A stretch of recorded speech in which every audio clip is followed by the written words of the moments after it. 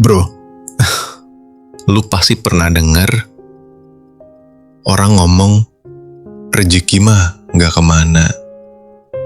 Tapi ya jangan terlalu santai juga. Ntar rezekinya ke orang lain, bukan ke lu. Sekarang gue mau ngobrolin soal 5 mindset yang menurut gue bukan cuma bisa bikin lu kaya, tapi juga bikin lu tahan banting. Ini bukan teori kosong. Ini hasil dari jatuh, dianatin, dibangkrutan, terus bangkit lagi kayak musuh terakhir di game RPG.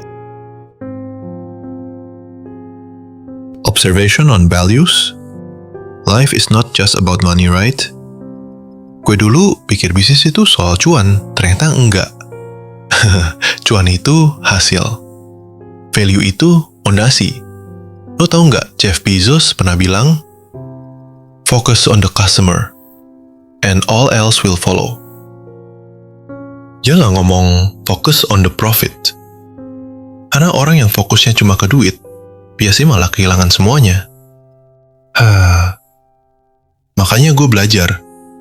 Nilai itu adalah hal yang bikin orang balik lagi. Trust lo, bahkan support lo di saat lo lagi jatuh.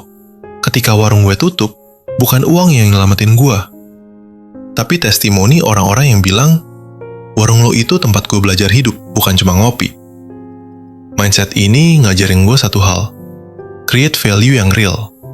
Entah lo jual ide, jasa, atau produk, lo harus punya mentalitas value hunter, bukan money grabber. Willingness to be the villain. Kadang lo harus jadi antagonis gak sih? Ini emang keras. Tapi dunia bisnis itu bukan sinetron. Kadang lo harus bikin keputusan yang gak populer, yang bikin orang benci lo, cuma demi keberlangsungan bisnis lo. Gue pernah mecat temen sendiri dari proyek karena dia gak perform. Berat banget. Tapi lo tahu apa? Kalau gue gak ambil tindakan waktu itu, semua akan hancur. Dan emangnya dia juga sadar? Enggak, malah nyalain gue. Kan tolol. Lo pernah denger Jordan Peterson? Dia bilang, a harmless man is not a good man. A good man is a very dangerous man who has it under voluntary control. Jadi mindsetnya adalah, lo harus bisa jadi binatang kalau keadaannya maksa. Tapi lo juga harus tahu kapan narik diri dan jadi manusia lagi. Kontrol itu power. Sampai sini gue mau bertanya sama lo pada, apa lo bisa mengontrol diri sendiri? Ini penting banget dan kebanyakan orang gak akan sadar sampai melakukan kesalahan berkali-kali. Entah itu emosi, pemikiran, keyakinan, dan segalanya. Emotional detachment from failure and success. Lo harus bisa detach dari emosi pribadi lo terhadap hasil. Kalau gagal, jangan baper. Kalau sukses, jangan mabuk ujian. Ini bagian paling susah buat orang Indonesia, jujur. Karena kita dididik untuk ngejar validasi. Lo lulus, dapet ranking, foto rame-rame. Lo dapet orderan pertama, langsung upload story. Alhamdulillah, jalan menuju 1M pertama. Tapi lo tahu apa yang terjadi kalau semua itu hilang? Gue pernah dari omset puluhan juta, turun ke nol. Gak ada yang DM, gak ada yang peduli. Baru kerasa, kalau lo terlalu attach sama sukses, ketika jatuh, lo patah. Solusinya, treat success and failure like data, not drama. Thinking in decades, not in days. Ini yang anak-anak FOMO sering lupa. Gue ngerti, semua orang pengen sukses cepet. Tapi pertanyaan gue, emang lo siap mental kalau semua datang instan? Charlie Munger, partnernya Warren Buffett, pernah bilang, the big money is not in the buying and selling, but in the waiting.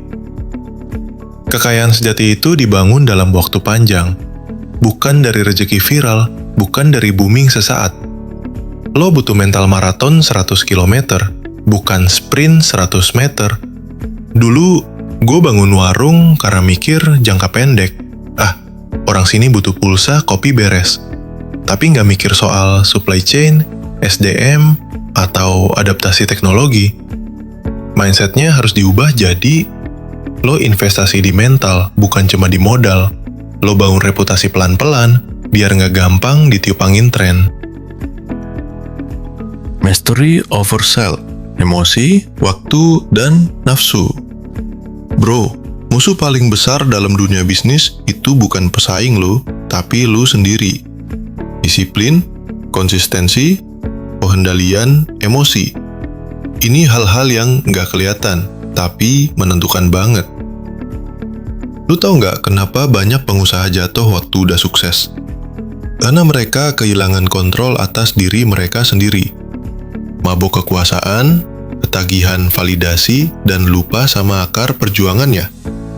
Socrates pernah bilang, "He who is not a good servant will not be a good master."